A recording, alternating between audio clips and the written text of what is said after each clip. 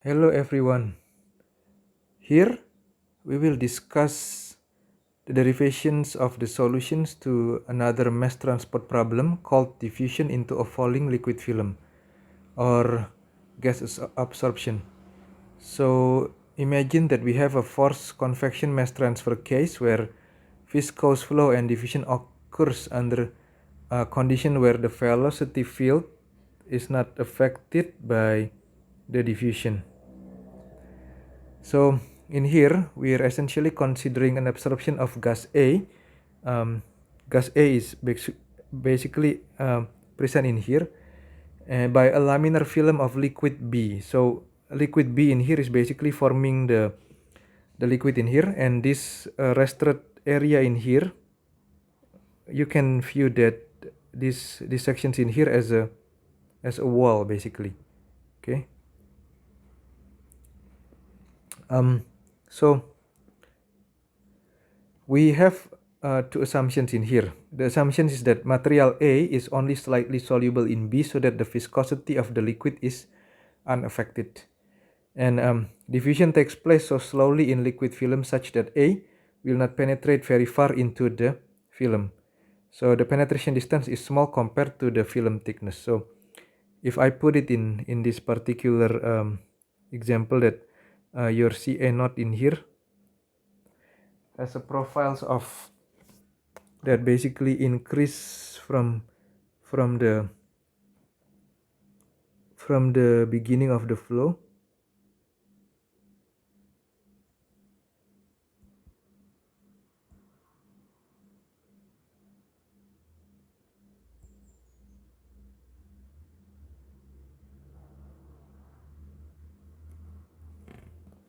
And then it basically goes into the form of this. So the A is basically decreasing as we go from x equal 0 to x equal the film thickness. Okay, but the diffusion only takes place so slowly, so A will not penetrate very far into the film. As you can see in here, we have a distance where at this distance the B is basically free of CA. Okay, and the best example for this will be the absorption of O2 in water. The velocity profile for the film that goes down like that, as we have derived in the previous momentum transport, can be represented by this particular expression. So now we can make a mass balance on component A. And note that in here, your CA becomes a functions of X and Z. So your CA will change with X and your CA will also change with Z. Therefore, your element volume in here will be an intersections of the slab of thickness delta Z.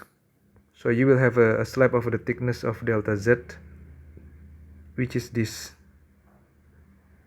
thickness in here. Okay, and then this thickness in here, this one is has a thickness of delta X, and then you have another thickness of this one is delta Z and delta Z in here. So if you imagine in this particular cube, your element volume will have this shape in here. Okay, it's intersections of delta X and delta Z, or what I basically draw in here is that particular slab where you are dealing with in your mass balance. And your NAX will be coming from these directions and go out from these directions, and AZ will coming in from these directions, and AZ will come out from these directions. So we need to be clear on the particular area related with NAX and NIZ. So we have it in delta X, delta Z, and the width of the slab. So mass balance on A over the segment of a film of width A will be NAZ inspected at Z multiplied by W delta X. Or this particular element in here inspected at Z multiplied by this particular area in here, W delta X. And then on the output side, we have this NAZ inspected at Z plus delta Z multiplied by this particular area, W delta X as well. So that will form one and then two of your component. And then another component is that you have NAX that comes in from this particular surface inspected at X. Okay, or if I draw it in here again to make it clear, is that this area in here, okay, with this one is W and then this one is delta Z, and I raster it in here, and then minus NAX inspected at X plus delta X. The surface area will be the same for both of these components, so you get this 2, and in minus out equals 0. And then what you can do now is you divide by W delta X delta Z. After you divide, then you will get this one, NAZ at Z plus delta Z minus NAZ inspected at Z divided by delta Z minus NAX X plus delta X minus NAX at X divided by delta X equal 0. And then we shall take a limit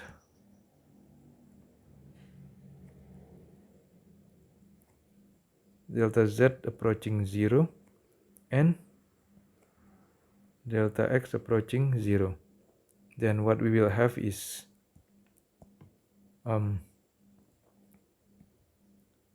essentially a partial differential equations.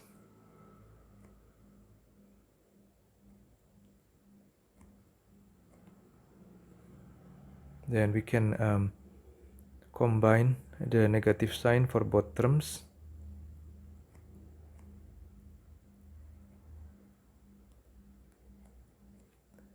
Equals 0.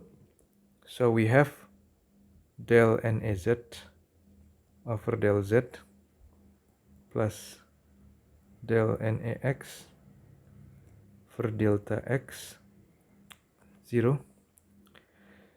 Then we have these two components. Now we can go back and inspect it, the molar flux in the Z direction, and we come up with the general expression for the molar flux in terms of the molecular contributions and the convective contributions.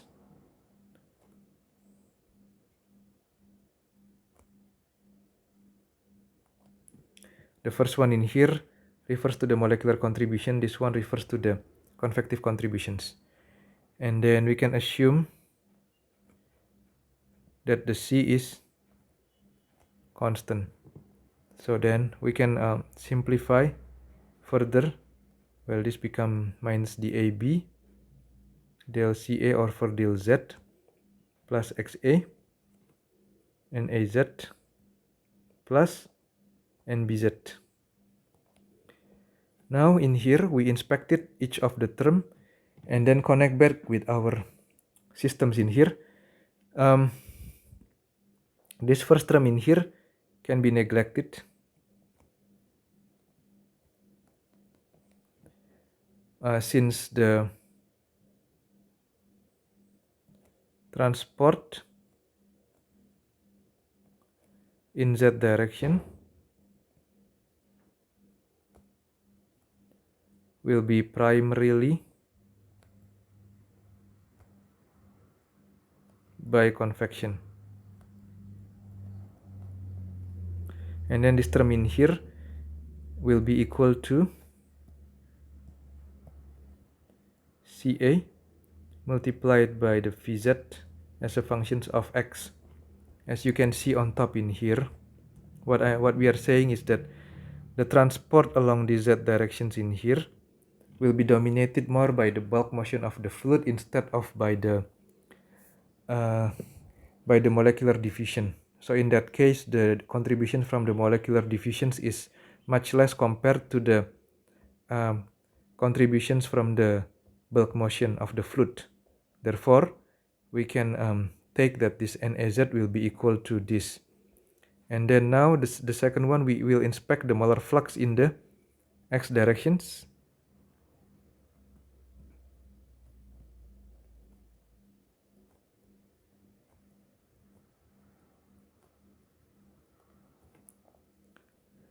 In here, same again, we assume constant C. So your NAX will be equal to minus DAB del CA over del X plus XA NAX plus NBX. The second term in here can now be neglected.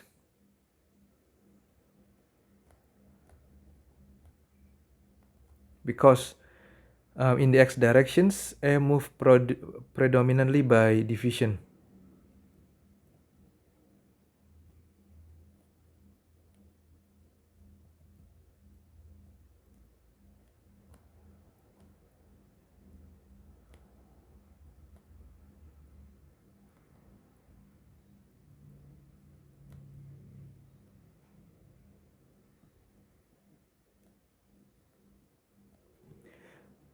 Because there is almost no convective transport normal to the wall due to the very light solubilities of A in B.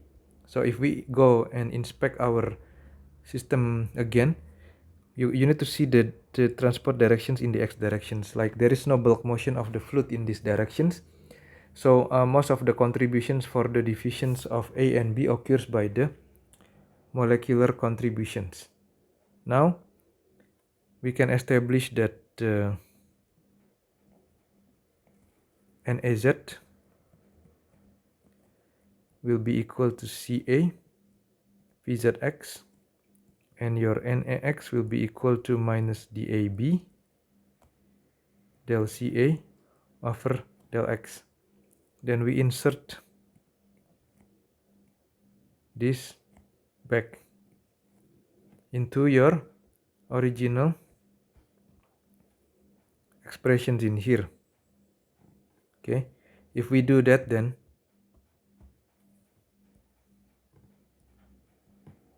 we'll get del over del Z CA VZ plus del X minus DAB del CA over del X equal 0. Note that this VZ in here is a function of X. Okay, so then we can get this VZ del CA over del Z minus DAB del square CA del X square equals 0, and then your VZ del CA over del Z will be equal to DAB del square CA over del X square. Okay, your VZ in here, we need to look back into our previous derivations, or if you go into the momentum transport, is defined as this Vmax multiplied by 1 minus x divided by the film thickness square. Then we need to substitute that in, or to make it clear in here, I make it Vmax 1 minus x divided by the film thickness square del CA over del Z is equal DAB del square CA divided by del X square. Okay, so that will be the partial differential equation that describes your systems. And in here we need to solve this using a 3 boundary conditions. On the BC1, at z equals 0, your CA should be equal to 0. On the BC2, at x equals 0, CA should be equal to CA naught. And then at the as the BC3, at x equal the film thickness, then del CA over del x will be equal to 0. So in order to find the physical significance for these 3 BC, what you need to do is go back into your system. So the first boundary conditions at z equals 0. So at z equals 0 is basically at this particular surface in here. Okay, at this particular surface, the film consists of pure B at the top at z equals 0. So A has not yet diffused into your B. Okay, and on the BC2 at x equals 0, at x equals 0 is basically this particular surface in here. Okay, at the liquid gas, or what we call is a gas liquid interface, because A in here is a gas, whereas what we have in here is a liquid. At the gas liquid interface, the concentration of A is determined by the solubility of A in B. So that solubility in here is Ca naught, Ca naught.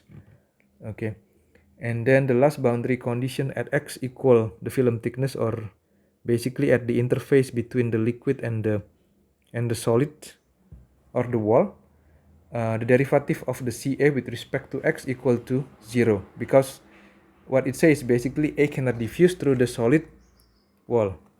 Okay, the problem in here can be solved analytically in the form of a finite series. However, what we will discuss in here is not the rigorous solution or the analytical solutions. Okay, I'll continue the derivations in the next video. Thank you for listening.